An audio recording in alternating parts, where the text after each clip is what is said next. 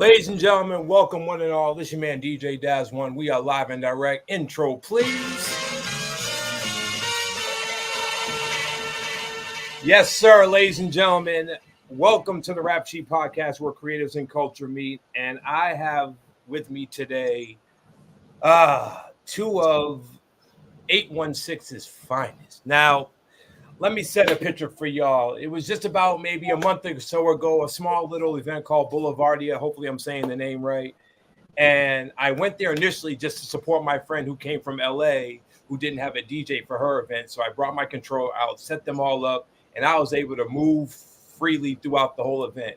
Saw my brother up here, and I was like, man, I'm going to come back and hang with you all once I'm done with this. And I'm so glad I did that because, ladies and gentlemen, since I've been here, I have not experienced a vibe like my New York home until these two people presented the most engaging and energetic silent headphone party I think I haven't seen in, 10 years now since I've been watching silent parties and doing them. These people brought not just great DJs, not just a diverse range of music, they brought a whole damn movie to this event. I'm talking about big ass screens, lights, top-notch headphones. Like, this was a fully big ass production. I thought, is Drake gonna come out in here, rock live? And then I seen this brother do a jump into the mosh pit, playing drums. His kids were involved. His wife was handling the ones. Like, this was a fully fledged family affair. And it is so good to see my people winning in this fashion. Ladies and gentlemen, these two, you probably seen them live on TV, doing a little thing called the Super Bowl championship parade, not once, but twice, soon to be 3 times since I've been here. Let's go. Let's get it. But seriously, in all due respect, man, these two kings, this king and this queen, really have carved out a market niche and are really just taking the realm of DJing way just beyond blends and transitions. They're providing you a whole experience for all diversities of race, economic status, sexual orientation, whatever age you are. They've got something for everyone. These are the founders of To The Maxxe. Ladies and gentlemen, we got the one and only Joe and Ice Kole in the place to be right now. Let's give these people a wonderful round of applause. Yes, sir. How y'all doing? We're good. We're good. We're good. I think we're in a perpetual state of good and tired, but we're doing good. We're doing really good. So, man, listen, I want to just say thank y'all for taking the time out of your busy schedule to be here. Lots of people know who you guys are, but probably don't know the story of how Joe and Ice Kole became Joe and Ice Kole. So let's respectively start from the very beginning. When did you two fall in love with the culture of DJing? Was it a song you heard? Was there a particular DJ that you saw that really just said, I want to do this full time? Or was it just something that just came organically? Speak on the beginning origins. There's 2 origin stories. Do you want the origin of DJ Joe and DJ Ice Kole or the DJ origin story? Either way, however you want to answer that. Free range. Speak your mind. Because it all kind of intertwines in itself, right? Okay. We're here for all of it. So I'm going to answer the one question first. When I fell in love with the art of DJing, because that predates me even coming to Kansas City. I'm originally from California. And I went to an event that had a variety of DJs, but I watched the Baker Boys on stage, and I was like, I don't want to do that. And then what made it, that was a long time ago, but then I moved to Kansas City, and someone took me to an event at Emerald House. Mm-hmm. And the Baker Boys were there. And I was like, oh, here they go. They follow me. No. But I was so excited. I even made my way up because they had an elevated DJ booth above the floor. I made my way up there and I was like, I'm from California. Not like they cared. And I was like, I just want to say, I love the Baker Boys. And they were like, okay. And then I was like, okay, that was it. Thank you. But then I've always wanted to know more about the art of DJing. I'm a music head. I love all different kinds of music. Back in the day, I was the person that kind of made the playlists. Can you make the mixtape? Can you put together some selections or whatever have you? And I never really learned the equipment. Mm-hmm. And then fast forward to when I met my husband, and I finally kind of sat still and was able to really. I'm a Virgo, so I have to know how to work the equipment from start to finish before I actually get out and do something. So I learned it, and then it was not very long after that I did my first DJ gig. And I'll let you tell your DJ origin. So that's kind of sort of convoluted the way we got there. I'm Cat Williams. This thing I told you it's gonna be interesting day. So you got to go here. We got to keep up. I'm watching all the podcasts, all these great DJs and great MCs, and I was like, so my origin story is music first of all. So I'm originally a drummer. I'm a jazz drummer, and so all through high school, some college, that was my origin story, was jazz, fusion, gospel, of course, church and stuff like that. And then I got out and I started playing in a top 40 cover band. So I was singing lead, playing drums, doing sound, all from the back. Mm-hmm. But the band got to take breaks. You playing 45-15. Right. So in the breaks, man, I just create these bomb playlists of songs that we weren't doing live. Right. Anything that I knew that was hitting at the time. So I'm creating. And so everybody in the band took a break and I picked up the mic and I just kept the party going. So I'm like, all right. And so I'm watching these folks party just as hard, if not harder, in these 15-minute breaks, show after show. And I'm like, man, I could just do this by myself. I just go out, because live bands, and I love live music, don't get me wrong, but I was a manager. This was a part-time gig. I was a manager during the day, but then I started managing musicians at night, right? Mm-hmm. And so kind of got tedious. So then that's kind of when I launched out. But I've actually been DJ. I DJed my first wedding, I believe it was 1996 or 97. And so that's a long time. Yeah, I was fresh out. I was fresh out of high school, and I DJed a friend of mine's wedding, and that was kind of how it all started. But fast forward to me and Ice Kole, I was DJing an event at the Nelson Art Gallery, which is a two-step event. Mm-hmm. And at the time, I'm a single guy, so I'm like, all right, cool. And then she's a two-stepper, right? So she's out on the dance floor two-stepping. So when I seen her, I was like, oh, I like that. And I was like, come on, let's go. You know what I'm saying?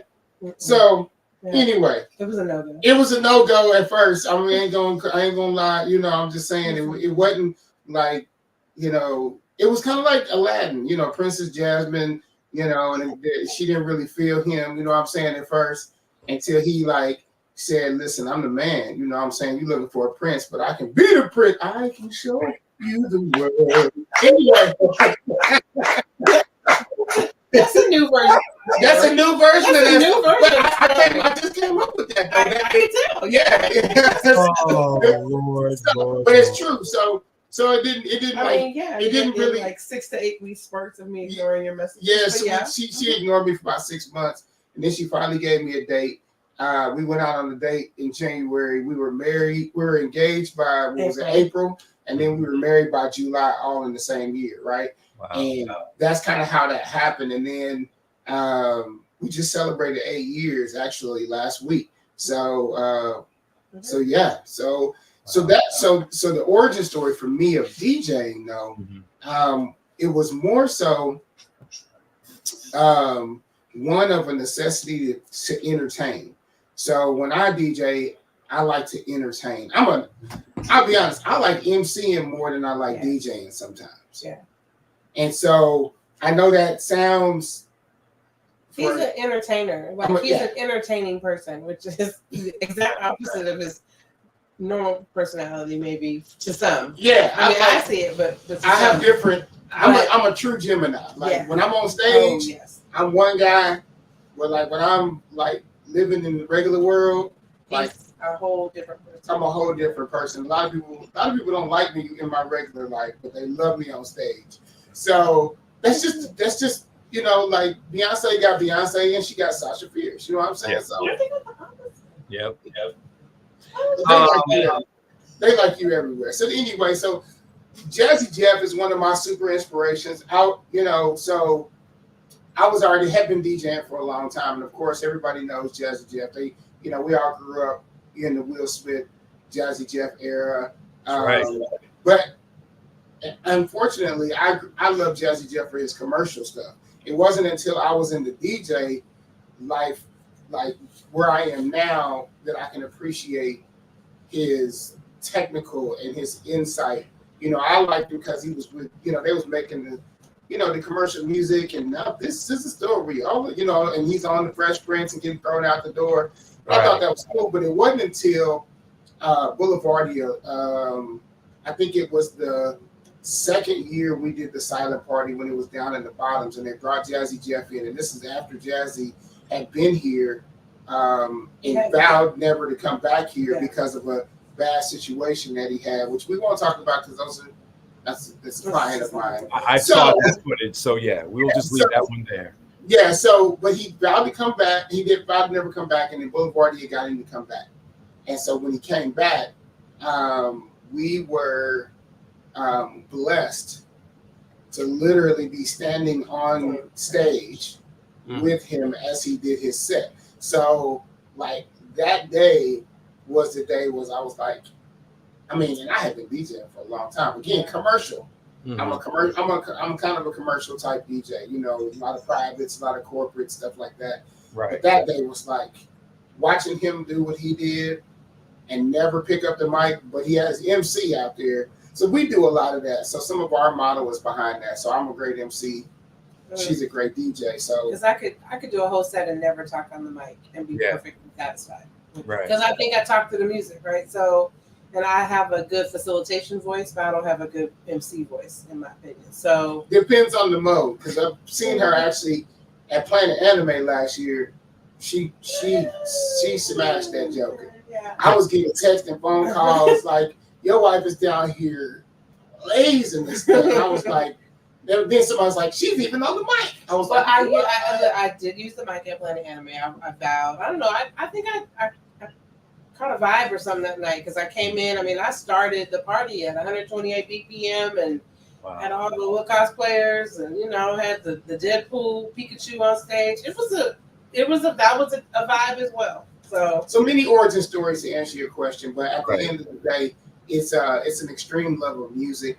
When I met her, she wasn't physically DJing, but she had extreme musical knowledge. And so, one of my attaboys was to put her extreme musical knowledge to a technical skill that she could go out and share to the world, saying, hey, I know this music, but let me give it to you in a way. Like there's not a song that you can play that she will not know. I'm talking some of the most obscure things, and she knows all the words. I'm like, why do you know that song? But I liken it to, as a musician, I said, you remember notes, sheet music, you can hear a few notes and pick up and know how to play, right? I sang. My mother was a singer, and I was in choir and all that. So I learned music. I learned songs, and then you're in the car and all your friends and you sing and you do karaoke and whatever all your life. So that's my equivalent, right? I know lyrics. I couldn't tell you whether that's an A or B or F, it's flat, it's sharp or whatever, but I can tell you the words. Tell you what's coming next. Right. That's all it is. True. Dope. All right, Kole, you started off as a model. I'm looking at your little bio here on your website. Model turned, let me make sure I'm saying this right. Music meets the model. That's it. Yeah. Do you start when you got into modeling, what was that like? Because there's not too many models that are your height, your size? Because the influential role of the model is to be skinny.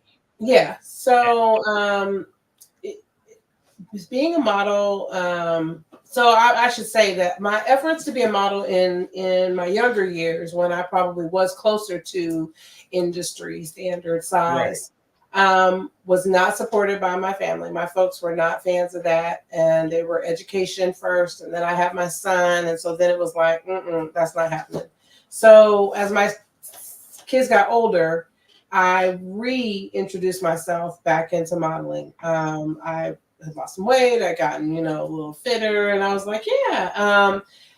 Got to Kansas City, ironically, and found a subculture where I kind of went on a casting call. I did a couple shoots. I did, the gal actually got me into it. I did a calendar for her, and I kind of enjoyed it. Somebody saw the calendar. It's like, hey, I'm doing a fashion show. Went to that casting call, did that. Someone else said, hey, I'm doing another calendar.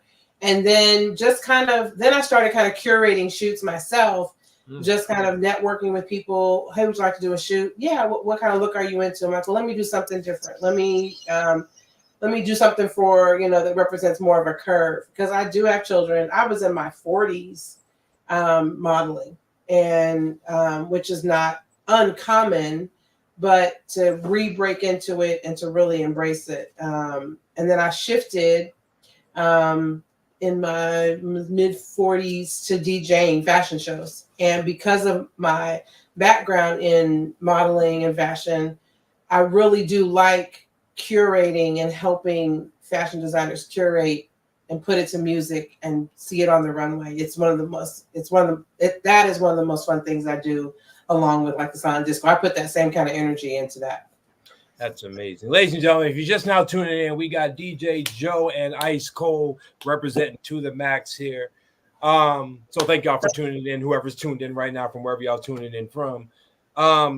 We just spoke about the quote status quo of what a model is supposed to be like. And it's even rare from just throughout walks of time through the modeling agency. It's very hard to find prominent women of color who do this modeling thing without removing their clothes and showing too much of this, too much of that. But you transition into the DJ game, where that's even more of a rarity to find female DJs. To this day, it is still an uncommon thing to see female DJs doing what a Coco Chanel can do, or a DJ Lazy K can do, or a DJ Spinderella, or whoever you want to throw into that bag. How hard was it for you in the early beginnings as a female DJ of color to be in this field where it's, for Joe and I say mostly male dominated? And how did you overcome those challenges to get where you are today? So I will be honest, when I first started, I was, like to Joe's point, we were probably more on the commercial corporate side. We did private events. One of my first public events, I think I spent half the night with people telling me, I didn't know that you DJ'd. I mean, with a frown, like, I didn't know you did this. And I was like, yeah, I'm into music, oh yeah, I just didn't know you did this. Then people would be like, well, can you really DJ? And I'm like, well, I don't spin CDs, no shade, but no, I can transition, I can mix, I can, I don't scratch, I'm not a scratching DJ. I never will claim that, but, and hats off to those who do it, because that's a skill. But I realized, again, having seen female DJs, having been around music industry stuff, I know how few there are that are famous. I know how few there are that they're talked about on a regular, consistent basis. And then even when they are when you see them, you have to fight to battle the I call it the bikini top, beach DJs that you see everywhere. And then those who are really good at it and can do both, great. Those who are not, kudos for what you do. But the one thing I think was important when I got to a point where I really wanted to kind of shine on it, I've started a chat with the focus of doing a photo shoot with female DJs, and I wanted different walks of life. And I actually ended up having a group of about 12 ladies that we were able to network. They cover all different ranges. We do different genres. We swap gigs. We swap tips. it's been a really cool thing. And as it's grown, there's probably, I mean, I could probably think of a dozen and a half, maybe female DJs right off the top of my head. And there's probably even more that I don't know about and new ones every day that, and I think it's cool because just like the guys know the music and know the equipment and can do the gigs and work the clubs and do the corporates and weddings, there's females that can do it and be just as much of a boss. So I think it's great. I'm proud of being able to do the transition from just one or two, gigs here and there. When I first started, I was like, no, don't charge a lot because I don't know how good I am. I don't know if they're gonna like it. So now I'm like, I'm very confident in what I can and can't do and what I will and won't do and places where I will or won't play. So I'm about to Cat Williams. Cat Williams, yeah. Check this out. Here we go. Listen, this is what I'm gonna say about this one over here, right? I had to switch to my camera. This is my close-up shot I set up for myself. But listen, there's so much that I see. If you look at the industry and what's happening in the industry, right? Right. There are a lot more females that are popping up in the industry that you see at a big scale, right? There's reasons behind that. There's reasons behind some of that. There's some commerciality to what I see on stage visually. I tell people all the time, even with me and her, right?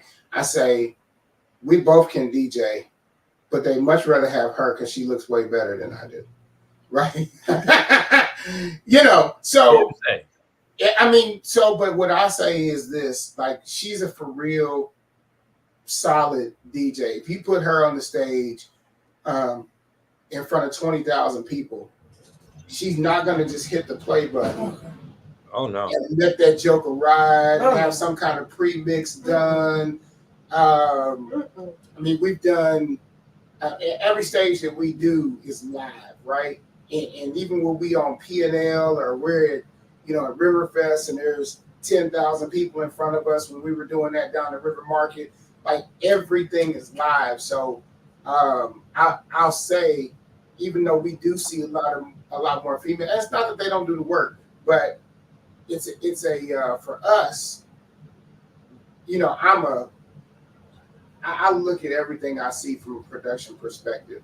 And if I'm missing cables and cords and I'm missing different things and I'm watching, I'm like, man, she's not even DJing. She's just up there cute and jumping. You know what I'm saying? Push and play. That's not this one right here. And so I have to make sure that that's kind of the record is always set right for everything we do is authentic. And she can hold her own with the best of them. He tried one time. He tried one time to tell me, "Oh, you're not going to want to mix. You're going to want to record a mix. You can still, record. You're going to want to pre-record." And I was like, "No, I'm not going to want to." Nah, bro. No. I was like, and I understand why he said that, but I was like, as a female, I don't even want one person to be like, she just standing up there pushing the button. She's not even moving nothing. Like she's just acting like she does it. Nah, I can't do it. I think when I said that, I think it was because of the circumstance and as you grow as we've grown, in DJing and even in this town, right? And we travel across the country doing a bunch of stuff. But as we've grown, as the stages get bigger, you'd be remiss if your anxiety didn't get bigger. Yeah. And so, like when I did my first show on P&L, even though I have been DJing for a long time, you psych yourself out sometimes. Like you come out the gate just, and you have nowhere to go.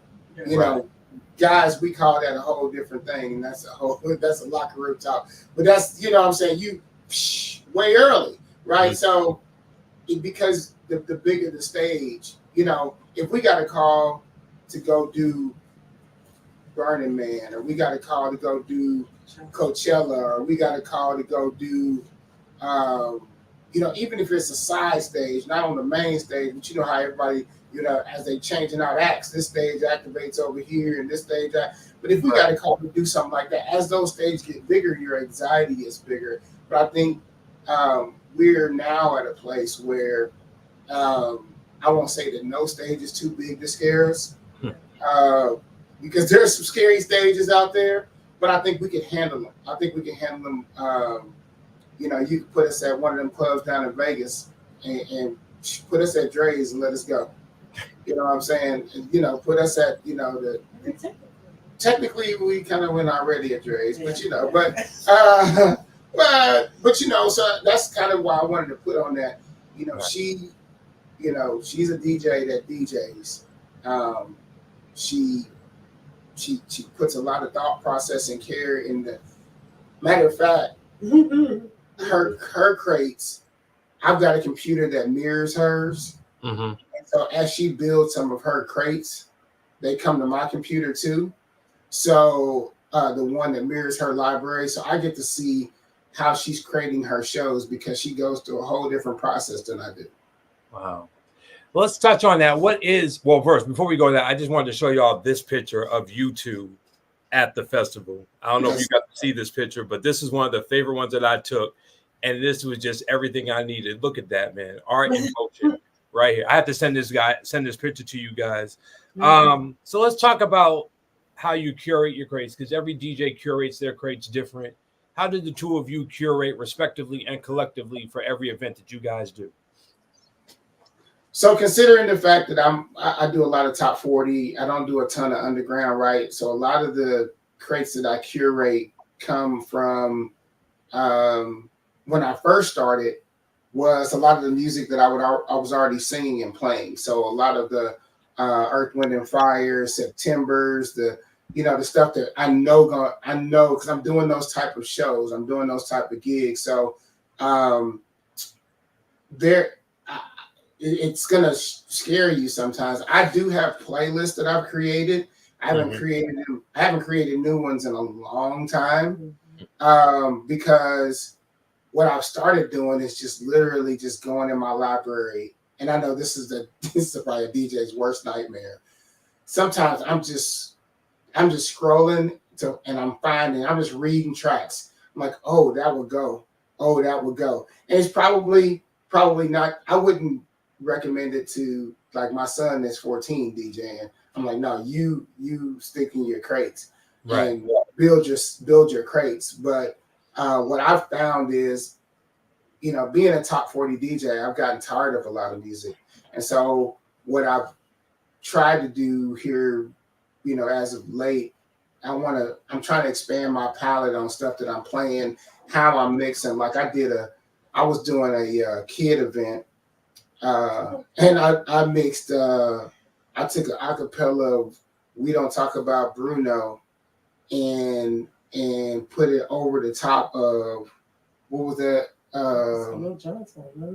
Salt Shaker. Yeah. Salt Shaker. I put That's the look I had. I was like, wait, what are we doing? All right. Yeah. And it was like it really went. But it keeps me interested because a lot of the stuff I do is so commercial. I've needed to find an edge, and now I got her creating my crate. So I'm like, hey, create my crates for me because I can make it work. As being drummer and being technical and that kind of stuff, I can, even if I've never heard the track, because a lot of people are like, man, you don't have no headphones on, you're not DJing. I can literally, I'm an audio engineer by degree, so I can read the waves. So I read the waveforms, even if I don't know what the intro is, even if I don't know, I can literally subdivide and figure out by watching the waves and start doing my mixes. And I like to surprise myself. I like to take myself on a journey at this point. So, but go ahead, tell them how you do your crates. Hers is a whole different. My process is a little bit more organized.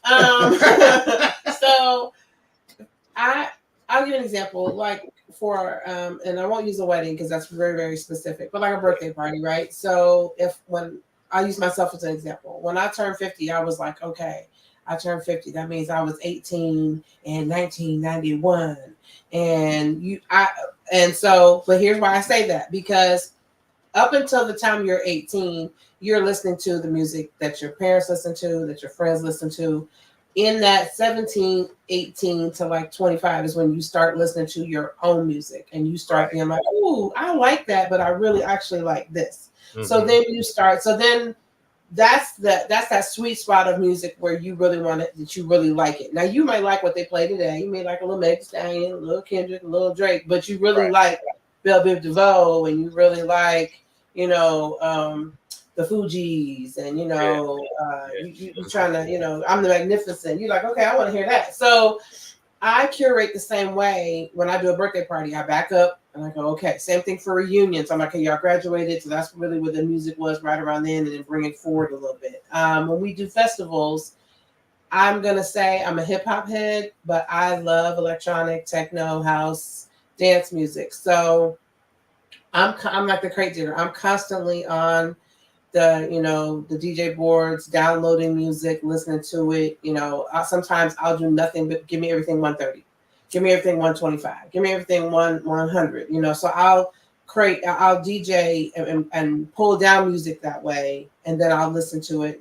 My time with Joe has gotten me into more of the keys of the songs, of the tracks, so I can kind of blend them a little bit better. But then sometimes I'm just going by pure feel, and then I actually will listen to a lot of the tracks and be like, that's okay, I'm probably not gonna put that, and then I will put them into crates or put them into playlists. If I'm doing a pool party, if I'm doing a backyard party, if I'm doing a church picnic, I label them that. If I'm doing I'm going to say a corporate fashion show versus an urban fashion show, the music that I'm playing before the show starts and in the breaks is going to be very markedly different.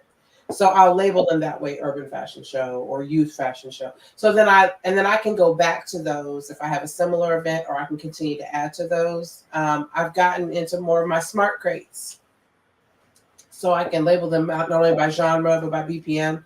So it's automatically, as I add to my library, it's automatically enhancing those crates. And then I can see what I've played and haven't played, and I go in. And so then I'll take a whole gig and I'll say, I'm going to play nothing that's blue, or I'm going to play everything that's white. So then I know what I haven't played before. So we have I'm going to show you something. Similar outcome, but different. This is how detailed she is. And I don't even know if I'm going to be able to show you this. What? But I'm gonna figure this out. What? If you didn't know, in the pandemic, I became a live stream guru. No. All right, so look at this. This is actually her. So these are all gigs and crates that she's created.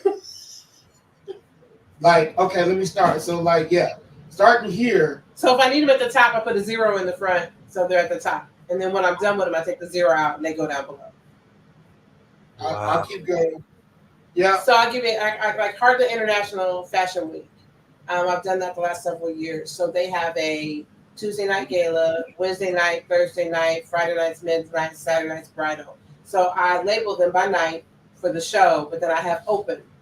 And then I have open for Friday. Like this right here. Yeah. So Friday, that'll be open. But then like Friday, I may try to play more music that's by male artists. Saturday open is going to be more love songs. I'm really giving away my trade secrets, right? So, but then I know it's a bridal night, so I try to play more, lovey-dovey music or whatever have you. So I think about it in that way, because that's what that's the vibe. I want you to be in a mood and a vibe for that event.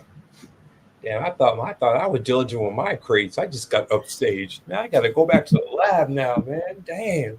And did you say you were 50? Did I hear that correctly? I'll be 51 this year. Yeah, I turned 50 last year. I had an epic party last year. Listen, if you didn't know us then, I had 2 photo booths, video wall. It was a hip hop thing, because hip hop turned 50 last year. So my girlfriend and I, we both turned 50 within 2 weeks of each other. So the first week in October, we had a 50th years of hip hop kind of combined party. It was really good. When is your birthday? September when? 15th. You are 12 days after my mother's birthday. She's September 3rd. She's a wonderful person. Oh, Lord have mercy. But we are the same age, you and I. Man, listen, shout out to the 50 plus out here doing it. And my mic just fell again. All right. It ain't me. It ain't me. It's the You'll get there. You will get there, sir. You will get there. Joe, I talked to you on the phone, and you're very calm in demeanor, but you're always doing something business-minded, which is super dope. But then, like you said, there's this alter ego in you that just comes out when it's time for showtime. My question is, how much preparation do you put into each event, and how important is it that you really put on just a show? Because a DJ can DJ, and that's great. That's wonderful. But to put on a show, to give people that experience, to have them coming back for more whenever you guys are going to appear next, how important is that is that to you? And then we're going to incorporate how your family is involved. Speak on that first. Well, I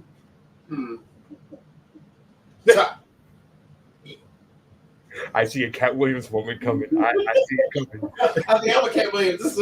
I see it coming because he gave that way. Like, should I say it? But it's okay. I'll say it like this. All right. From a vice perspective, Mm-hmm. I mean, and you can't really see this room but there's DJ boards that start from there and they go all the way around. I just set all of our boards and everything up, and now wouldn't fit on these 4 or 6 foot tables. So going into an event, so I spent 20 years in trucking and transportation logistics, managing and doing that stuff. So going into an event, there's a ton of prep that goes into it. Used to be worse than it is now. As we've grown, we've been able to purchase more professional quality products, where back in the day, I would be putting on a product that you would swear some national AV company came in to do, and I'm using like not even prosumer stuff. I'm using like lights this big, but there's 30 of them because that's all I could afford, I've gathered all this gear, prep for Boulevardia. Prep for Boulevardia starts pretty much the time Boulevardia ends. Mm-hmm. Boulevardia is like one of our biggest.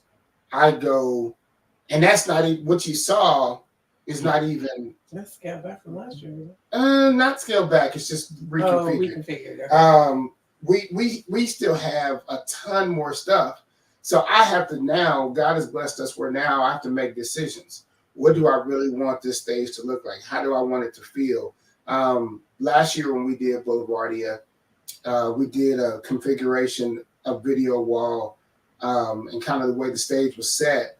There was only wall in front of the Maxxe crew, and then there was a big wall behind. And so the 2 other DJs that were on the other channels didn't really have a wall in front of them. Mm-hmm. Right. So this year I'm like, hey, I want to kind of space. I want to give everybody some video wall. I want to get everybody some signage. And so that particular event, I literally start thinking about it as soon as it's over. We do a ton of other AV events and AV goals. I've got some events that, I'm in a planning meeting for 6 months before the event starts. Yeah, sure. Every Monday I'm doing a Zoom call and we're going over production, and because the DJing is just a portion of our business. That AV part takes the planning, takes the manpower. I'm not 50, but there's days I feel like I'm 60 because of how much gear we have to move. And we've been really doing it, with very, very minimal staff to try to pull it off, to try to maximize profit so we can go buy more gear. Right. Keep buying gear. Right.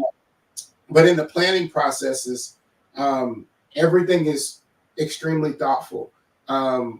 Speaking of Boulevardia, since that's the event, that's a festival with 1, 2, 3, 4, 5 stages.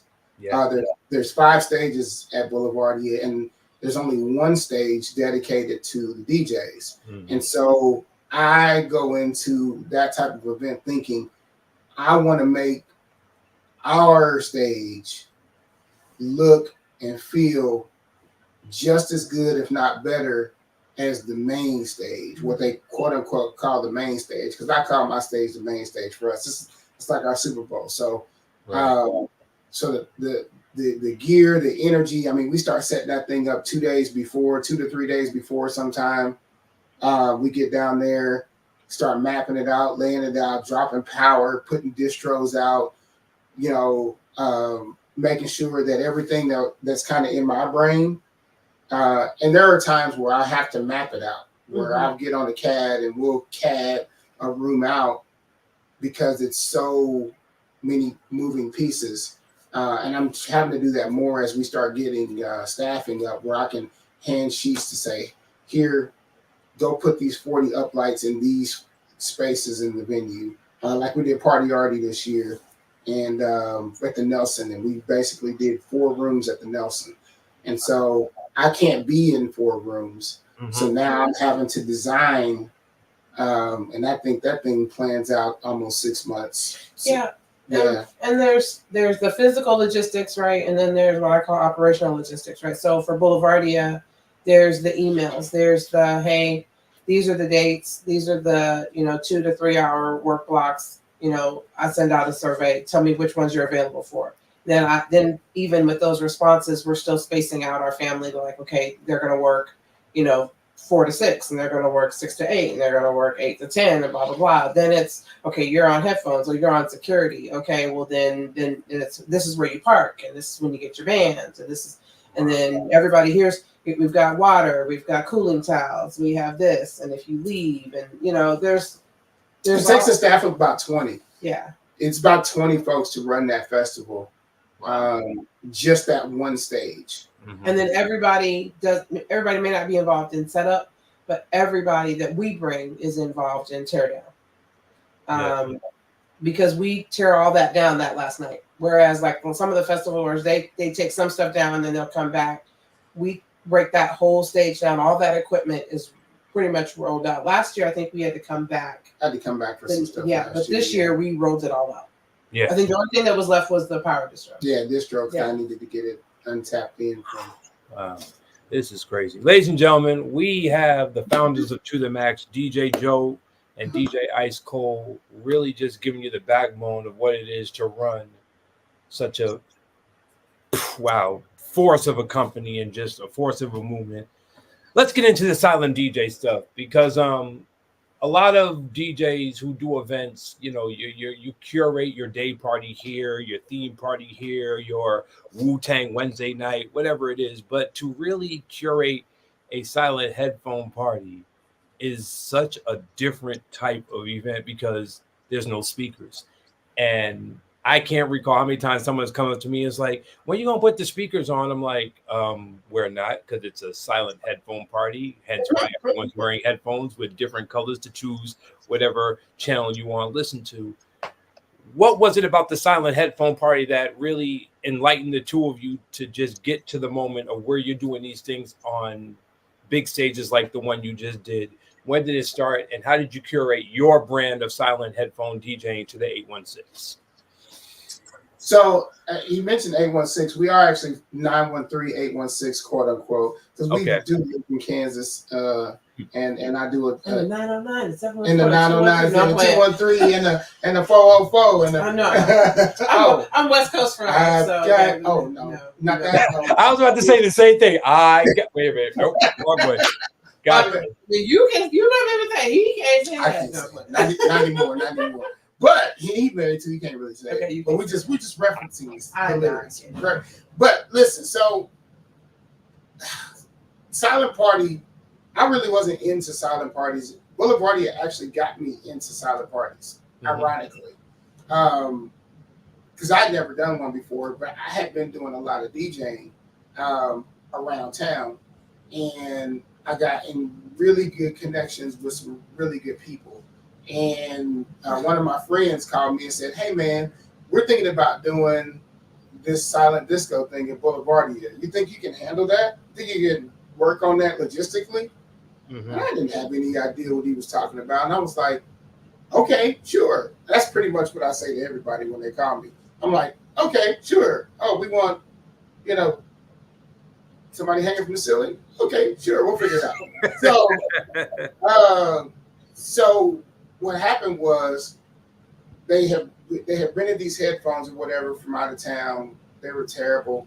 Uh, they were really cheap headphones, but we pulled it off. People loved it. But it was funny. We were looking at it after Boulevardia this year, the first year of Boulevardia that they had a silent party. It was like the smallest line on the flyer. Like it was super tiny. And the silent disco. Like it was like brrr, and the silent disco. Wow. You have to like really zoom in to see. Yeah, you really did. You really did. And so we did it that year. It was a super success. So then, and we were in a little tent. Like we were like a little tent was when it was down the bottom. Yeah, it was a little small kind of. I won't say afterthought of it. It was just a small little extra activity you could do. And so the next year they gave us a little bit bigger tent, and then we sourced the headphones, some better headphones or whatever. And then and then that year it was so popular because then I was like, okay, that's when I started really going. I gotta turn this thing out. Like I started going, this joker got to be an attraction. So that was the year. Yeah. Okay. So that was. So I'm a Cat Williams. Don't do it. I want Cat Williams. Come on with it, Cat Williams. Come on. So if there's one thing I learned about my husband, he's a fair person. He gives everybody their shine. He gives everybody their shouts out. He makes sure that people get credit for what they do. And it may not happen when you want it to happen, but it'll happen, right? So he asked the person that we sourced the headphones through, hey, listen, I'm going to shout you guys out. I'll make sure you guys get your credit, whatever, but I need you to not advertise your company because this is booked through me for this event. Out of respect. Yeah. So, just don't market your thing. They showed up in their own t-shirt. I mean, it's obvious because the name's on the side of the headphones, right? So cool. That person said yes, but then showed up, their own t-shirts, with their brand on it. And then unbeknownst to us, they were handing out their cards at the event to people. So the ground is literally covered with their cards. No, listen, I'm on stage. You've seen me on stage. I'm nuts on stage. I'm on stage DJing, bro. And I'm like going crazy. And I did something and I look down and I see all these cards on the ground. And I'm like, and I turn around, and she's not even supposed to DJ. I'm not. She just came to hang out. I said, get up here and take this over. So I'm like, okay. So I get up, I start DJing, and I'm just playing whatever I want to. Again, I went back. Again, on stage, I'm one guy. Off stage, I'm a different guy. Wow. And so that I'm not going to dwell on that, but long story short, that led me to, and I'm kind of this way anyway. If I think I'm going to have to rent something twice, I just buy it. So we went on vacation right after that, and while we were on that vacation, oh, by the way, I need to go by the bank. Okay. Oh, by the way, I'm gonna send this wire transfer to order these headphones. Oh, so we're really doing this? Yes. Okay. And everybody asked me that. Well, what do you say? I don't ever really question when Joe says, okay, well, we're going to buy this or we're going to do that or I bought this or whatever. There's maybe one or two times I give him a hard time, but because I know he's already thought through the business model of it. He's not just buying it to have it or because, I'm addicted to having gear. He buys it and he already knows he is, but he figures out a way to make his money back and then some with it. So I'm not worried about that, but from there, it just kind of went from there. That leads me to a wonderful question I like to ask. As a husband and wife and as business partners and as DJs, when you all get into your collective bag on how you're going to do events, how does that dynamic work between y'all two? Because you're balancing kids and marriage and bills and everyday expenses on top of hiring the best DJs that you feel will do well at this event. How doing this on a project to project basis, how does it strengthen your core as husband and wife, as individuals, and as curators, all at the same time?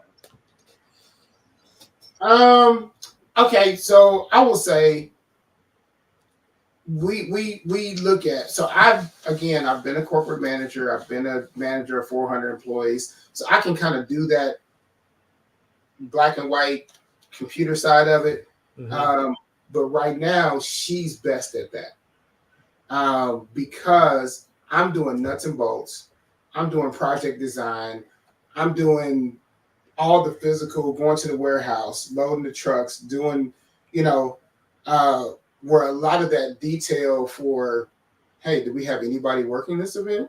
Oh, I don't know. So I'm like, hey, who's working?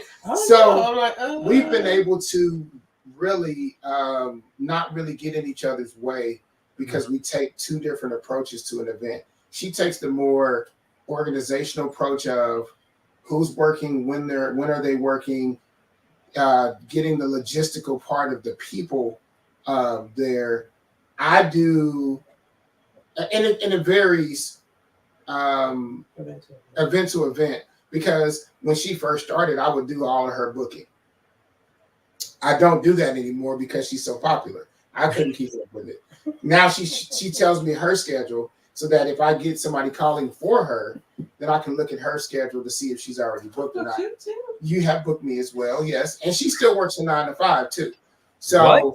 Yeah, yeah. So she's still, and she's like a way up in her project manager. She's real smart. IT specialist, project specialist, security and compliance is what she does on a regular basis. So she's able to do that nuts and bolts. So by the time she typically would get to a gig, all of the logistics of the gear, the setup, and all of that stuff is already done. No. There are times, because I don't for large events. Yeah, for large events. Yeah. If she's doing her own event, she's doing her own setup. She's carrying her own speakers. She got her own core bag, very organized by color codes and 25 footers and 25 footers and 10s, and so she's got her own thing. But for the large events, I pretty much take on the physical, hands-on, stage design, logistics. A lot of times, I do the financials on the bigger events. And she does the managing of the people logistics. And then when she gets there, now this is a part of it. If she sees something that I've created that she has an opinion on, that maybe it needs to be different, she'll express that at that time. And most of the time it's right. You know what I'm saying? Sometimes I'm like, I'm not changing it. But but she has an eye for decor too, and an eye for physical logistics. So when we do a lot of our corporate stuff, not so much like Boulevardia is what it is, but like when we got to get pretty, I call it getting pretty. You know, our company is getting better at getting pretty with a lot of our corporate stuff, because that's where corporate AV is right now. So she'll come in and be like, okay, move this here, move that there. Let's tighten this up. Let's kind of, because I have an event planning background. I have corporate, obviously, still today, but leading logistics, conferences, weddings. I planned, I think, a wedding when I was still in high school. Like, I helped, do all this. And we don't do a ton of arguing, which is cool. No. We actually don't argue that much at all. I think we had one really big blowout. It was like right before our wedding too. Like it was about the wedding. It was it wasn't even really a blowout. It was kind of, she was taking on way more than she should have. Well, you should let me do that. But I was like, I don't get involved with none of the logistics for the venue and the arches and the music and At the time I started, I can do this. Like, I had everything planned out. My friends will tell you. She got a book. She said, according to the plan, according to the timeline. So, but I timeline things out. And then I'm also the one that, like, if I'm thinking we're thinking about doing something in July of next year. So I'll go back and look at July of this year or September of next year. I'm like, well, what did we have September? And then I'm constantly going out, hey, they put the dates out for this festival. I'm going to add it to the calendar. That's not us saying we're guaranteed to do it, but now I know when that is, so I won't book on top of it. Right. The cool part is, from a yin and a yang, It is definitely a yin and a yang type of situation where, you know, I hate to do the quasi Jerry Maguire, you complete me type deal, right? But really, when you put her strengths with my strengths, and unless we're not building something physically together, we do great. We do great because she builds stuff. She builds like chairs and woodworking and islands and all of that stuff. And so when during the home pandemic, remodeling was very interesting. We remodeled our whole house. I built the studio in the pandemic. We knocked out all the walls, and we found that we don't play well together in that space so much because I have one way of getting to the end, and she has a very much more calculated way of getting to the end. So it takes a lot of shortcuts. But so but anyway. You guys are hilarious. I just gonna Cat Williams any minute now. I sense this coming because she's just throwing little jabs, and I'm just waiting for the reaction. She don't get me.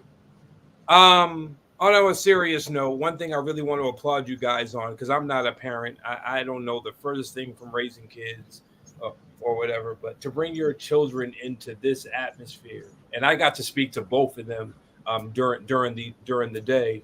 When I met them, and they were just so they presented themselves as gentlemen, but they were hungry beasts, just itching to get on there and start it. And I was looking at one of your sons setting up the computer and everything, getting ready to go. I'm like, man, this is a young version of me. And I just loved watching it. To see your sons become who they become, knowing that they're just getting started as parents, I know you're excited through the roof, but what is one of their strongest suits when it comes to be diligent for an event that you guys have noticed or even instilled in both of your sons on their journey in the DJing atmosphere thus far? So I will say their energy about DJing. They both love to DJ. You know, when I first married Joe, this was a house of music. There was drum lines. I came home one day and a whole drum line was in the basement. I was like, oh, okay, the girls were into dance. My kids were into computers. I like music, so I was kind of like, hey, my kids don't like music. But his kids were all into it. Even EJ, when he was little, was really into music. So when they, and I liked it because some parents run a business and they put their kids in the business and they tell them, hey, you're going to help run this business. You're going to do this. You're going to carry on. Right. Joe didn't do that. He offered plenty of opportunities, and they actually came back full circle and asked, hey, I want to DJ. Hey, I want to learn how to do this. Hey, I want to get involved. And so it makes it more genuine, right? I think they're crazy not to have done it earlier because from a financial standpoint, man, y'all could have been killing it and raking in these dollars as kids, like, you know, little kids. But I love the fact that they are just genuinely into it. They genuinely like music. They genuinely learn to play. They practice, and they're just getting better every day.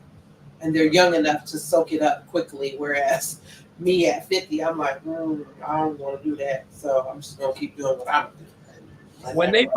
When they first came at you and said they wanted to do this, how much of the history of the culture did they know? And do they constantly learn more about the beginning origins from the Cool Herc days and everything in New York? Okay, so I'm gonna tell you. I'm gonna tell you. This is about to be Super Cat Williams right here. Okay, here we go. All right. So my kids are not DJ Sincere's kids, right? I'm gonna just be honest with you. So DJ Sincere is probably teaching his kids, like, you know, all this Grandmaster Flash and da. Right. Salute the sample. Salute the sample, and you know, all of that, you know. Right. So I will say that both of the boys approach this different. Okay.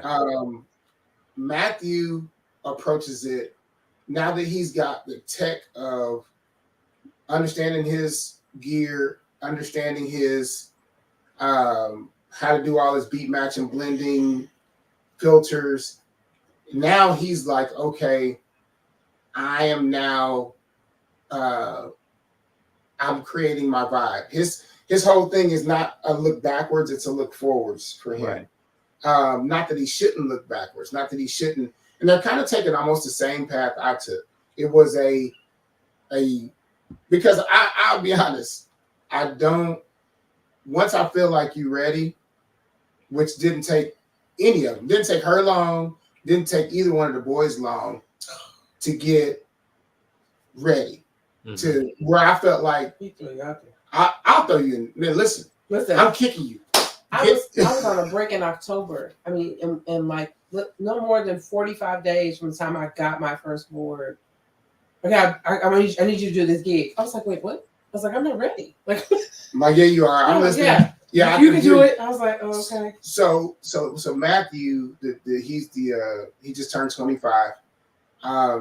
He's creating a vibe that he's in that real good sweet spot where he's reaching down and he's reaching forward in the music.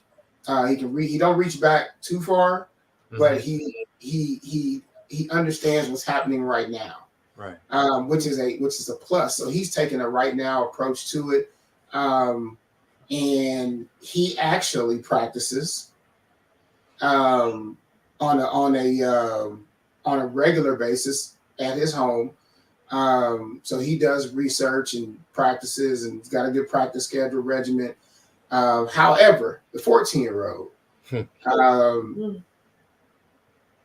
as great and as solid as he is, now his musical knowledge is about where he's going to be another her from a musical genre perspective, because and I had to figure out why. Number one, he's taking his own path on a lot of these things, but I had to figure out why he knew so many genres of music.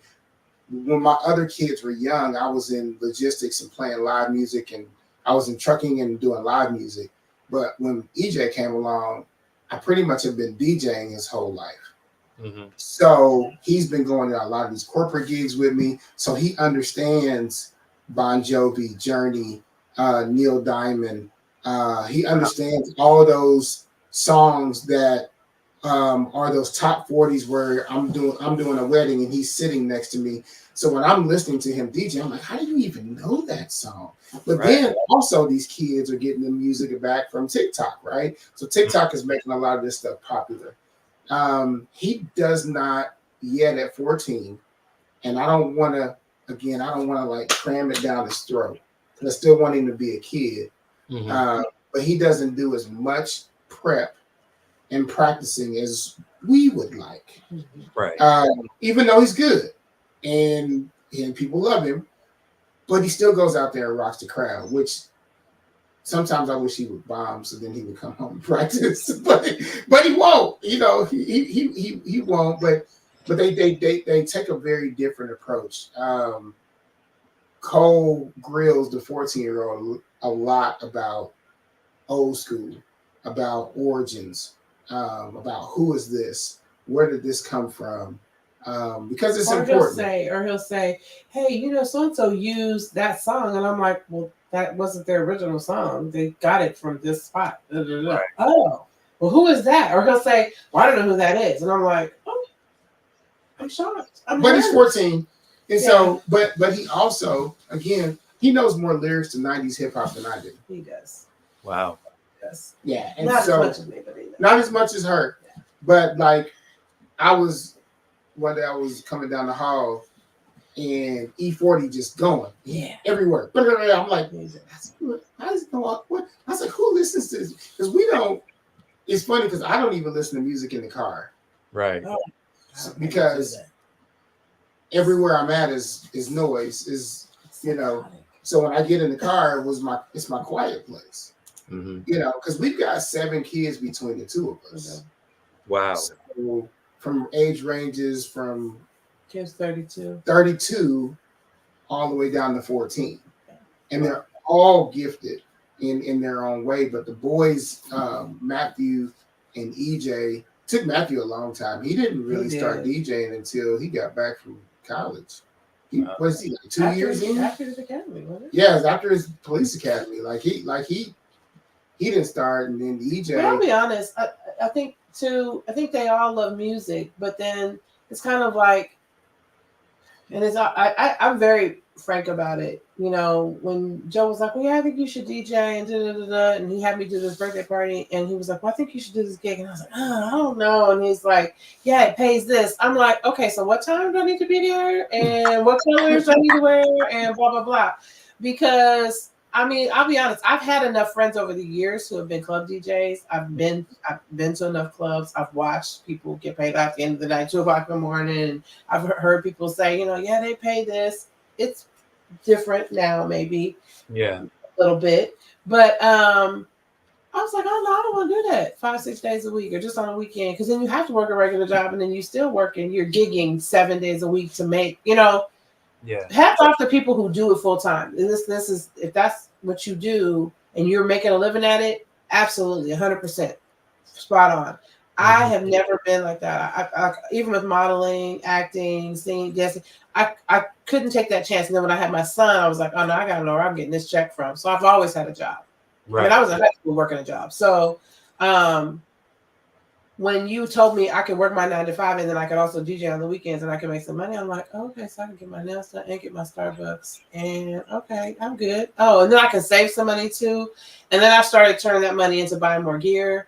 So then, like, people think, oh, well, you got all your gear. I paid, you know, like I bought a board, I bought my pose, I bought, you know, I bought his what's that thing about you? The phase. I surprised him and I bought him his phase. You know, so like it can be addictive. You definitely should invest in yourself. But I think Matthew too was like, okay, I have this gig, but I could be making some money and doing what I love, because that's the best part about it. I love music, so I can make money and I get to play music and have fun. I'm like, oh, you know, it's work. It's physical work, and you know. And there are times, you know, when we go through runs like we just got through doing. We just did 92 shows in 60 days. Oh, jeez. And so, wait a second. Stop. Not only did they say that calmly, it was like, yeah, we just did 92 shows. I would tell my wife, I'd be like, no, I'm tired. I just did 90 shows. I need a break. He's calm. Well, for 2.5 weeks, he actually covered his gigs and my gigs. I was out of town with my family, and so he covered my gigs. He covered a major gig. He did a whole week of a fashion show.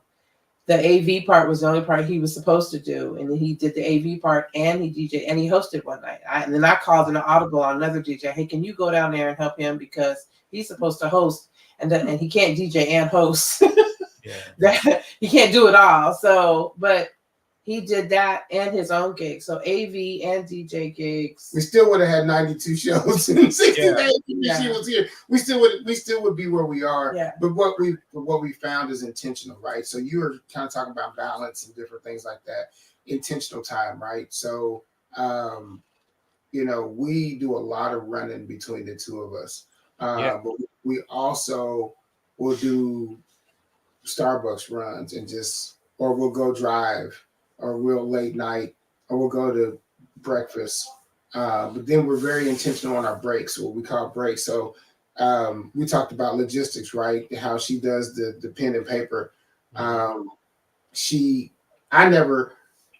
never in my life took vacation for almost 40 years. Wow. Yeah, like, because I work. And so it's what I do, right? I got 5 kids. I was a single dad of 5 for a long time. So I didn't have time for vacation. I mean, we went to Disney, you know, back in the day. But I mean, we'd run to St. Louis and we do something like that, but like not for real vacation, right? So the intentional time we've had to create for ourselves is she will schedule the vacation and she'll put it on my calendar.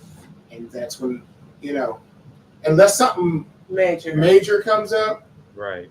We you know, we did Mexico last year. We did a show in Jamaica, but we used it as a mini vacation and a show. And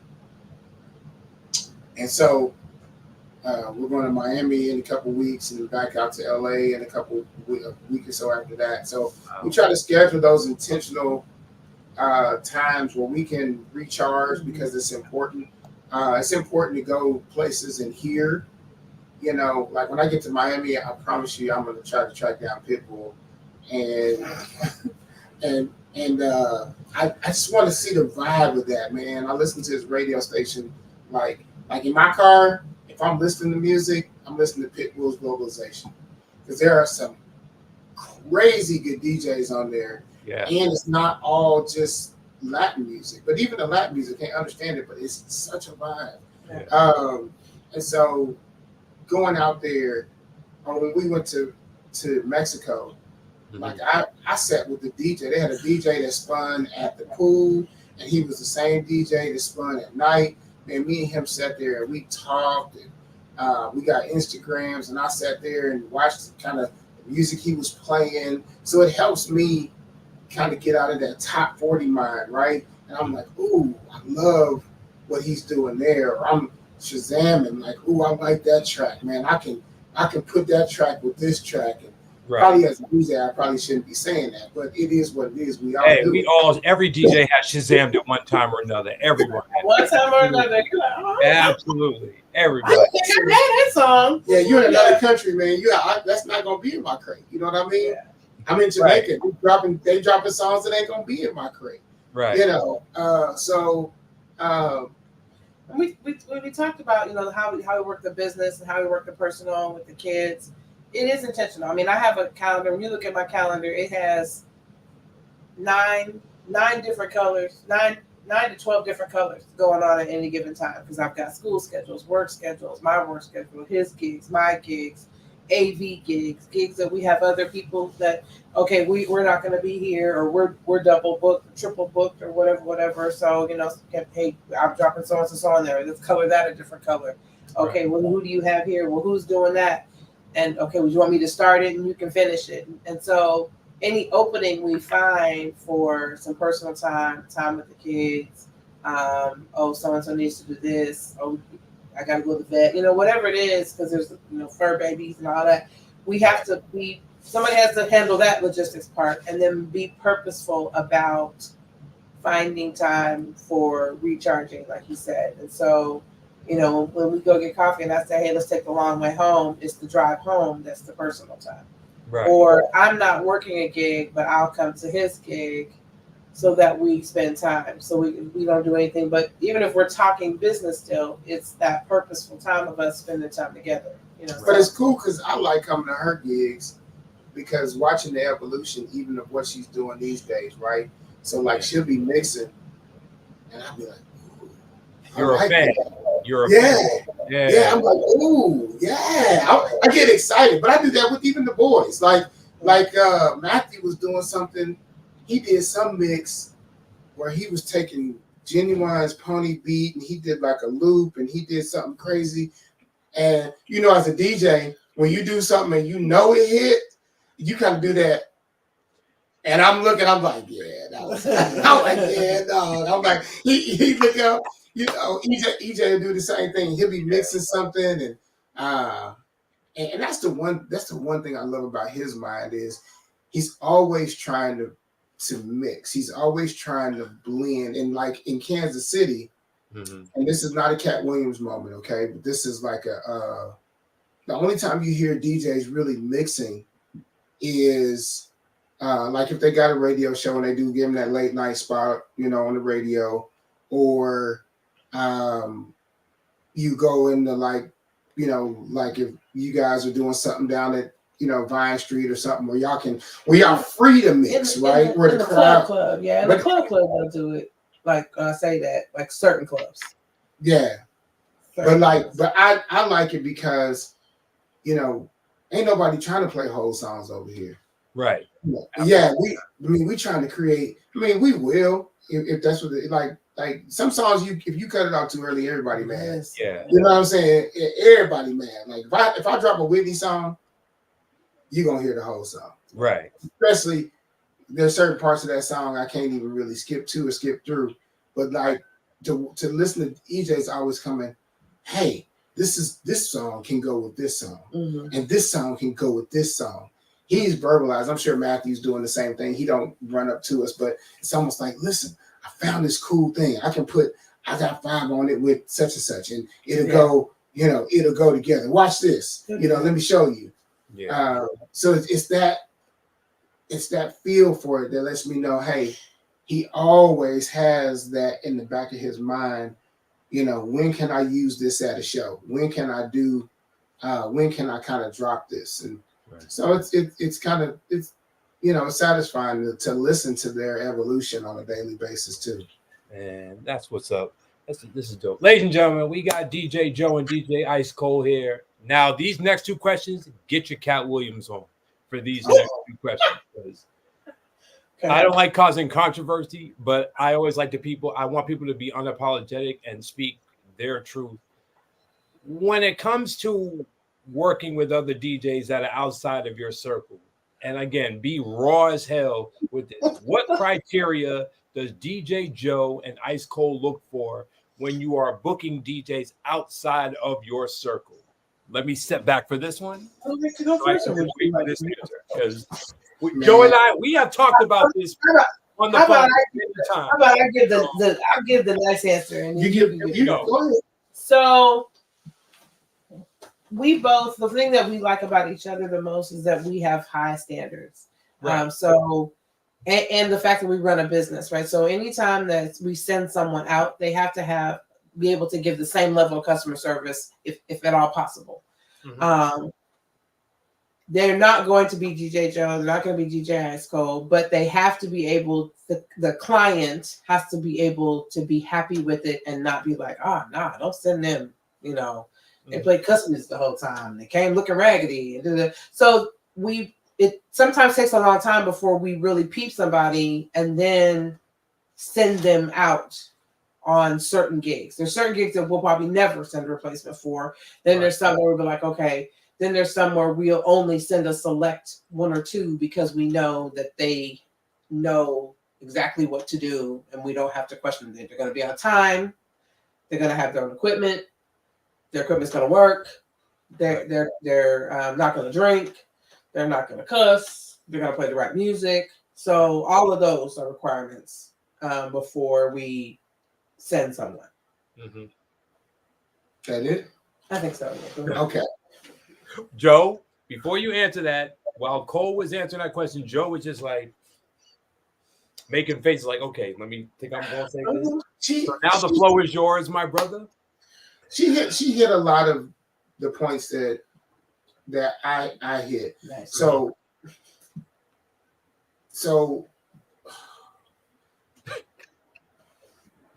there's like two things up top, right?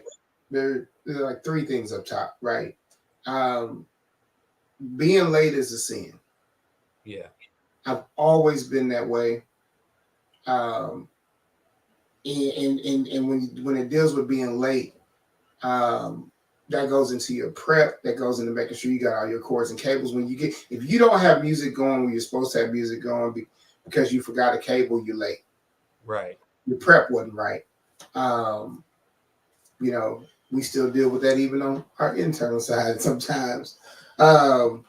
Just once so far, or twice, but they still learning. Yeah.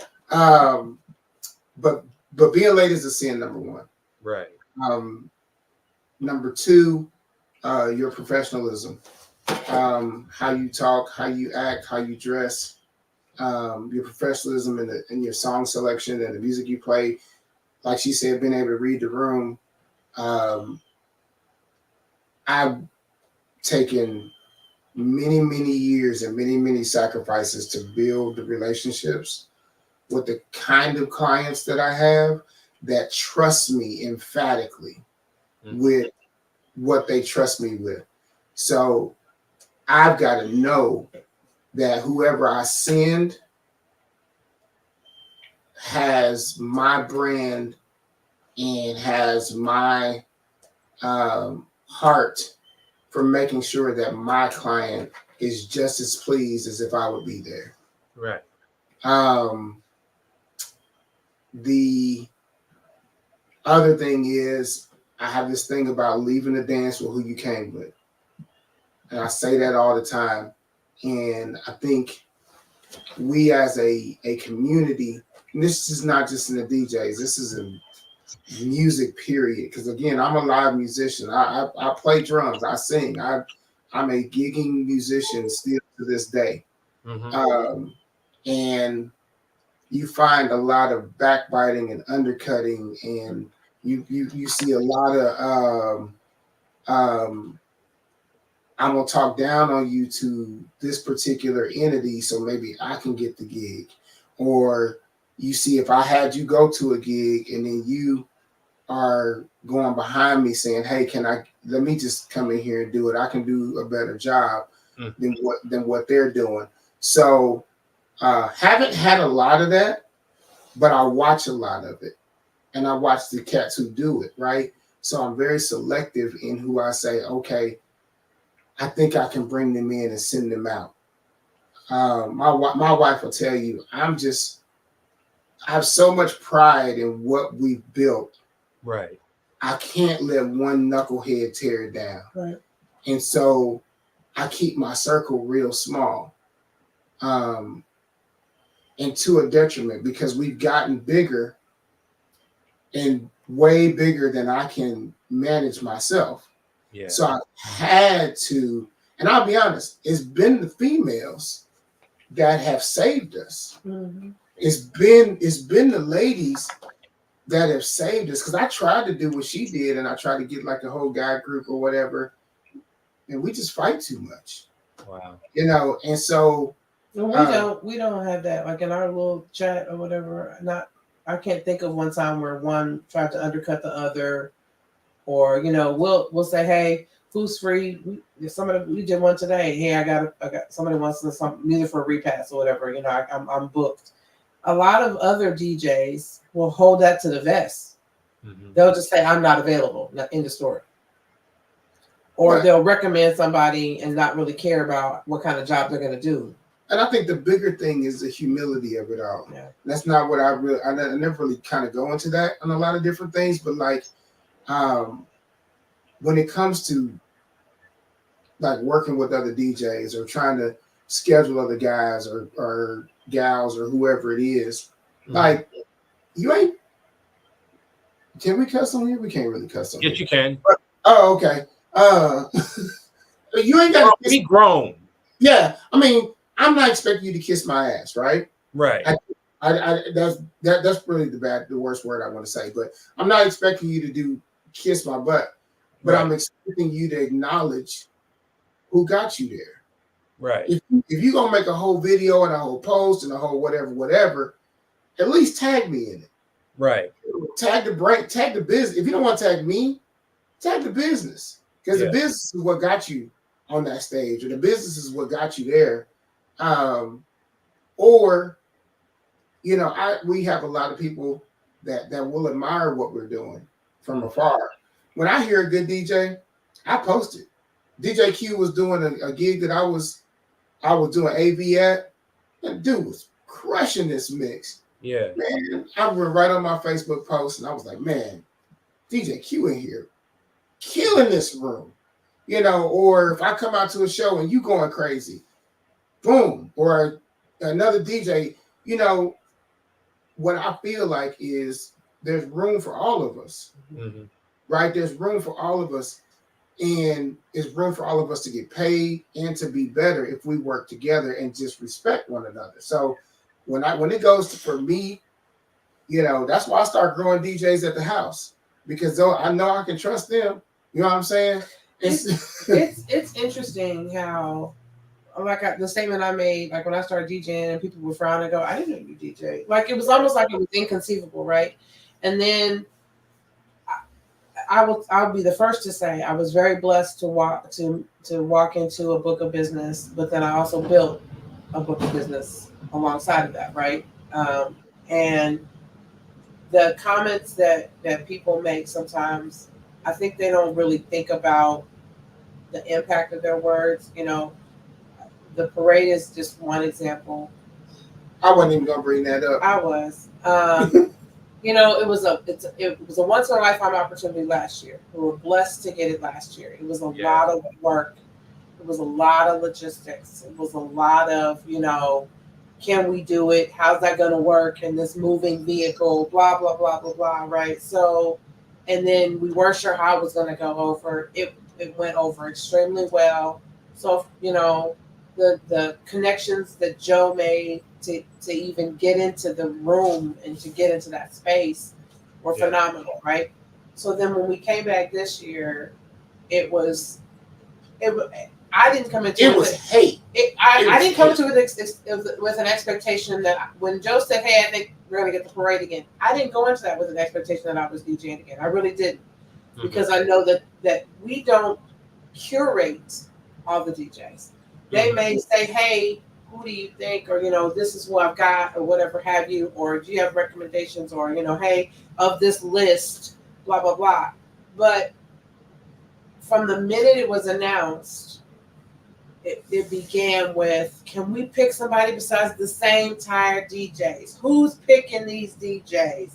Somebody called the mayor. They're tagging Quentin Lucas. And I'm like, Quentin Lucas is not putting, I think Quentin Lucas is great, but Quentin Lucas is not planning the parade. So I'm like, y'all are tagging the wrong people. And then it was, well, I don't know how these certain DJs get it. And again, I then took the attitude, well, they're not talking about me. I don't know who they're talking about. They're not talking about me because I've put in some work.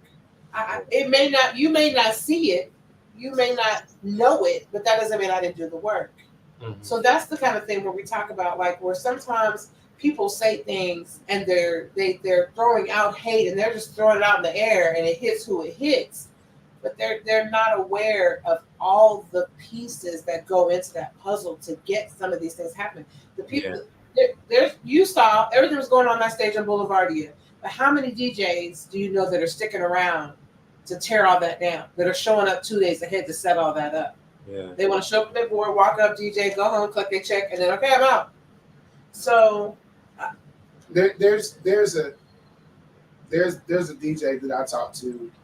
Didn't talk to, actually, when I first got into DJing, me and him actually didn't get along, but now we talk probably maybe once a week, once every other week or whatever, and just kind of shoot the stuff. I had him go to the parade with me this year, and it blew his mind what just goes into our little piece of that event. You talk about planning ahead. No, the logistics of just having 4 identical setups for 4 different trucks that fit in those trucks, to power all of those trucks, to go get quiet generators to make sure that we got power to get through the parade, to attach speakers to vehicles. Not only do all that, get there at 4 o'clock in the morning, have the FBI and all the drug sniffing dogs go through all of your gear, have to pass all the background, have to do all to have the gear. There you go. Have the gear, and then to go through all of that, and then get up on a moving truck, like she says, and put on a show, and you're stopping and going, and everything is moving, and then play the right music that the people, that these aren't. This is gonna sound wrong. They don't want to hear deep cuts on the parade. No. You know what I'm saying? They want to hear. They want to hear the bangers. One song. They want Red Kingdom. The All I Do Is Win. They want the I Just Want to Rock. They want the commercial top, because you're talking almost 1 million people out there. Right. And so you can get tired of a song, and this is why I said there's a DJ for every event. There's a DJ for every circumstance and every situation. And I'm not knocking, local artists or any of that stuff, but there's a time and a place for every track. Right. And in that moment, you got to look out in that crowd and go, when I drop this song, I need everybody out there to have heard it, rock with it, and know it. And so those are the things that, and I'm gonna tell you, we show a lot of what we do. We show the finished product of a lot of what we do. It's funny because I would probably have 1 million YouTube followers if I would show people what I do from here and in my backyard, building stages and building. If I showed like my behind the scenes, if I just had camera set up and created a show to show all the stuff that I do behind the scenes, I probably have 1 million followers because that's where the work is. Yeah. You know what I'm saying? That's where that, you know, go ahead, because I'm gonna play this clip from this Boulevardia because I tell my wife all the time, whenever I'm doing these weddings, they see the finished product. They don't see the 2 to 3 to 4 weeks I'm doing preparing for this one wedding. Late at night, every night. And that's just a wedding. Yeah, weddings are a whole different thing. Yeah. You know, that's a whole different. I have a friend that's like, I hate weddings. I actually like I love doing weddings. Yeah. You know what? What the couple, if you ask the right questions and you do the right prep, they really give you the recipe, right? I mean, I even have a questionnaire. It's a Google form that I send out, and I have them answer it. Cool. So I'm sorry. I'm just looking at this footage of how beautiful this night was, just to see it. Like, but you're right. It's like I have a questionnaire. I literally curated my own script on Google that I use just for my clients. I ask every question. I'm like, let's make sure this is done. When do you want this song to end? When do you want it to start? The ceremony. What music do you not want to hear? What music do you absolutely have to hear? You know, who's my day of person? All that. Yeah, I mean, it's a lot. So there's I mean, like I said, there's a DJ and a track for everything, and there's a scenario because I'm sure that if I was a club DJ, I would approach being a club DJ like I approach being a festival, corporate, private DJ. You got to know what the bangers are. You know, sometimes I think the club DJ's jobs are harder because this music that is coming out like popcorn right now. Yeah. Like the track drop on Monday and it'll be old by Friday. Or, you know what I'm saying? Like, because something else then took over. Right. You know, or, you know, you're like, geez, man, where's the songs that, like, I've been trying to think about, like, what's a banger that's coming out right now that in 20 years from now, it's going to be like, that's not like that. I was about to say the same thing. They not like that. Yep. That's been one that song will stand the test of time. Yeah.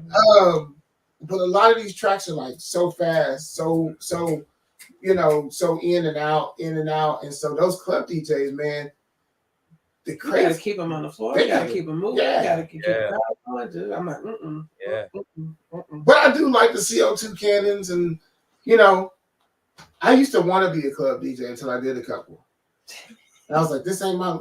It's not my lane. It's harder than it looks. I'm proud to say it's not my lane. Yeah, it's not my lane. It's harder than it looks. I ain't gonna lie. It really is. Yeah, so I can do a two-step club. You can do a two. I'm not gonna. Yeah, you can do a two-step club, and you've done it. You've done steppers down a couple times, you know.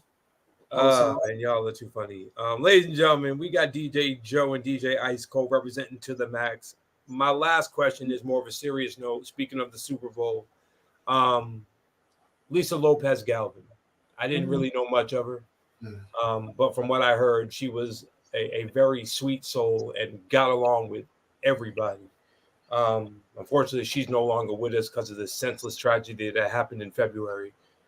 If you knew Lisa in any other way, what can you all say about Lisa? Like someone like myself who didn't know her all that well can really take from the type of person that she was and why she touched so many lives during her radio time and everything that she did for the community of Kansas City.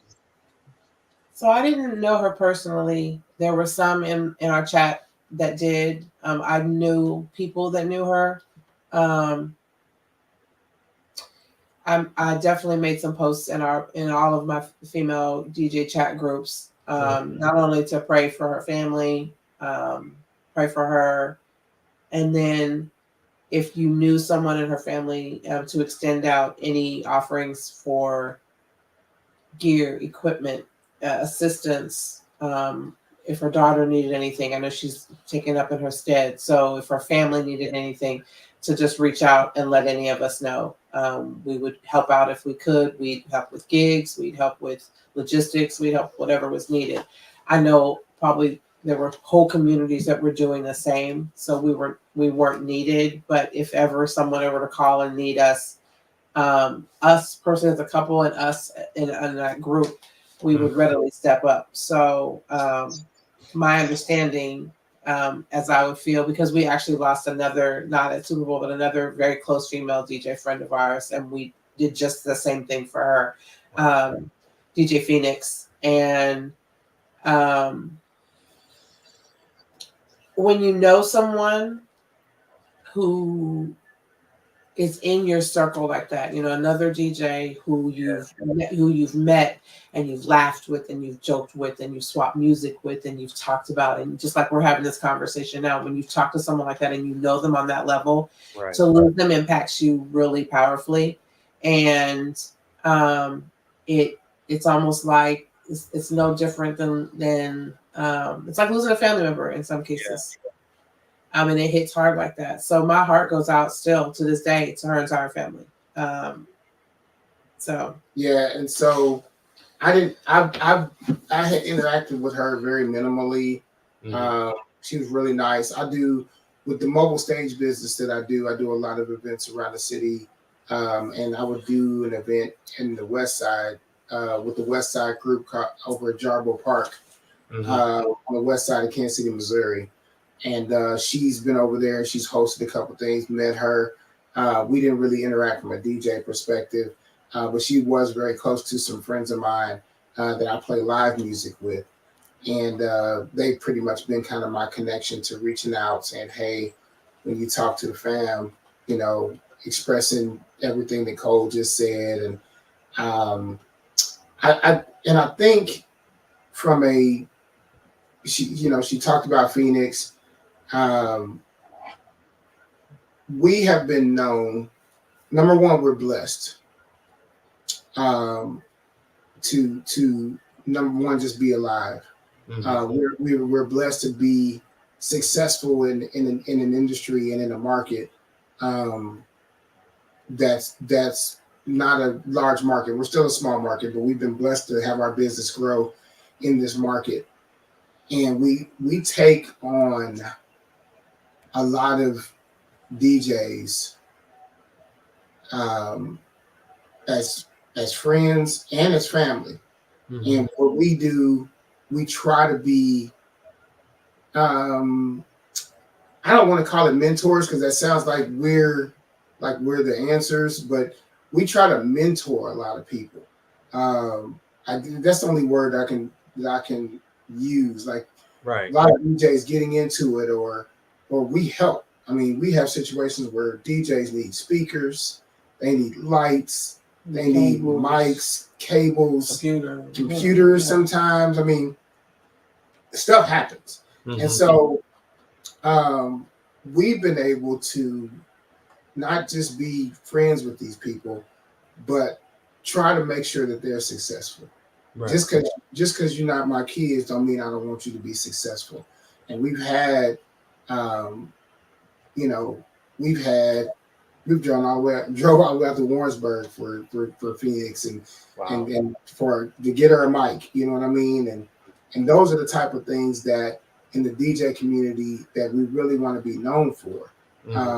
You'd be surprised at how many calls I get about, hey, if I hook this up, can I hook this into this, or what's a good thing to buy, or I can't really afford to do that right now, but I got a big gig coming up. Hey, you got a sub I can get? You got a something like that? And we like, man, shoot, if you in that, you know what I'm saying? If we genuine, then I'm like, come get this stuff. It's sitting in, it's sitting in the warehouse, or it's sitting here. That's not. I'm not saying that that's no holds bars. So don't everybody DJ start calling me ass. Right. I'm just saying that's the type of energy we want to put out, and that's the energy we want to see in the community, right? There's enough there's enough things going on in this city, and there's enough gigs in this city, and there's enough events that there's enough at the table for everybody, because there's a lane for everybody, and there's side streets and highways and byways and all that. So and there's parking spots and all that. So to circle it back around to Lisa, I think it's tragic when you think about the loss. Yeah. And the only way as a DJ, that we can kind of support and recover is to offer that type of assistance, to offer that type of community, to offer that type of, networking. If her daughter were to ever see this, I want her to know that, hey, if you ever want to come to a gig and you want to come and network and you want to come and just, you want to come down here and play on some of this stuff, yeah, you're welcome to do it, because that's, we are interested in building that type of community. And just like any other community, everybody is not going to be able to do it. Everybody's not going to want to do it. Right. But if you're the same mindset, all who are like, welcome. So. Right.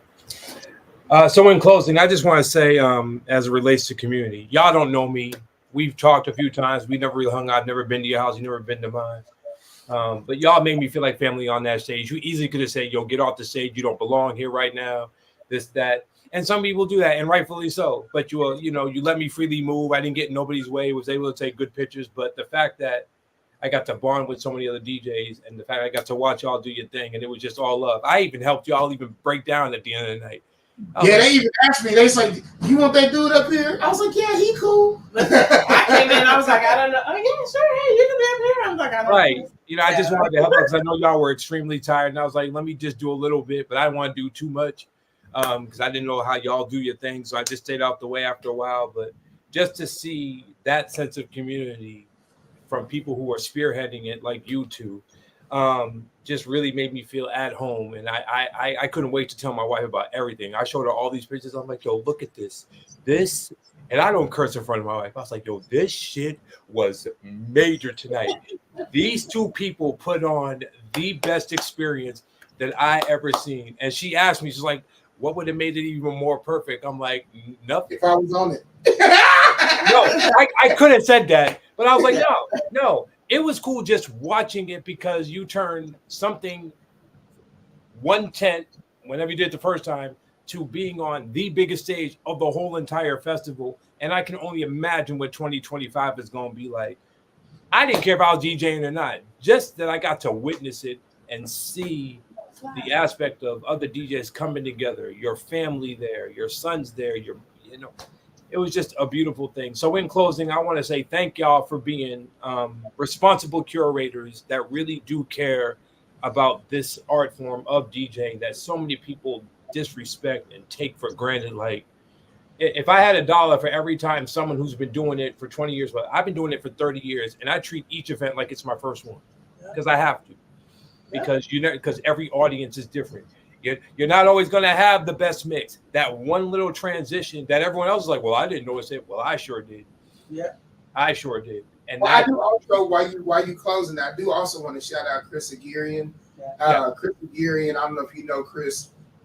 Chris is he helps curate that stage. Yeah. So a lot of the other DJs that are on the other channels, like bringing DJ P in and all those kind of things, Chris helps curate those experiences. So I wanted to mention his name and not neglect saying from a talent perspective, he definitely helps curate on Boulevardia and Camp Leavenworth and the parade and I mean, like a lot of stuff we use him for because he works at, I can't remember the radio station, but he's on great. Yeah, So in closing, guys, I would like for you to let everybody know where they can see you next, what's coming up for the rest of 2024, going into 2025. Here is your chance to promote the brand. I'm going to fall back and let y'all promote what y'all got coming up. Your Instagrams are in the bottom here. People see it so you know where to follow you. What's next for To The Max? So every Friday and Saturday, if it's not one of us or one of the boys, it's one of the DJs that we know well. We're at Dave & Buster's at the Legends. They just opened up the rooftop experience again. So they had a silent disco, and I think they're going to selectively open up the rooftop on Fridays or Saturdays. Every Friday and Saturday. Okay, so every Fridays and Saturdays, weather permitting. So for the DJs who are doing that, just letting you know that's where you'll be. And then festival wise, you've got I'm at. Columbia Day. I've got the Christmas in the Zoo this coming up Friday. At String Hall Saturday, doing their beer fest. We're doing a big party at the 19th on the rooftop. We got Columbia Day Festival. Lawn party is coming up. The lawn party, that's The going to be Nelson. dope at the Nelson. So that's a collaboration between the Nelson and KC Parks and Rec, where they take Tice Park and the Great Lawn. And we provide 2 stages, and they've got live music, and we DJ. I've got something coming up for Suburban Balance and Lift Her Up. They're having a girls event. They do a phenomenal women's conference every year, and they're starting to branch out. So we're doing a girls conference on the 20th. That's coming up. So we're also doing Planet Anime. We do their after parties. And so we got a ton of stuff. We got to figure out what's so hard is putting our calendar out and trying to figure out how to put our calendar out.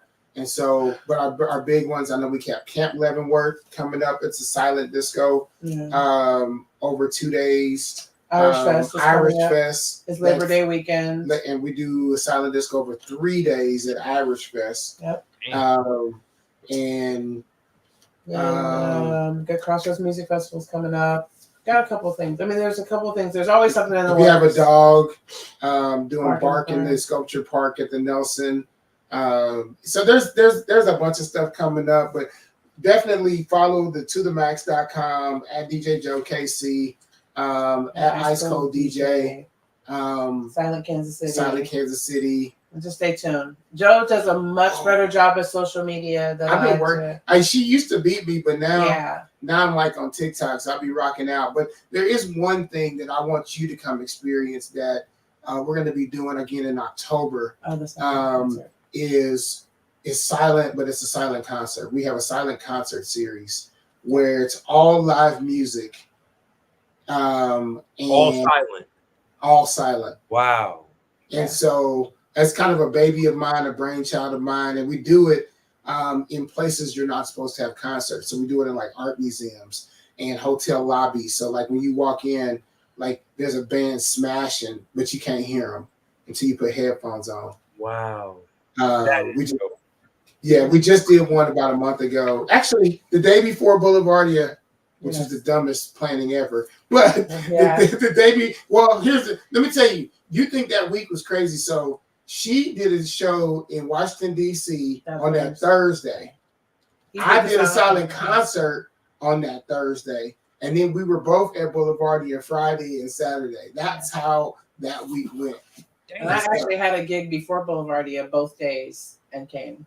So in closing, follow us to the party. Follow us to the party and come out this Friday if you watch this before the 12th on the rooftop with Dave and Buster's, because we got DJ Daz One that's going to be up there. I am.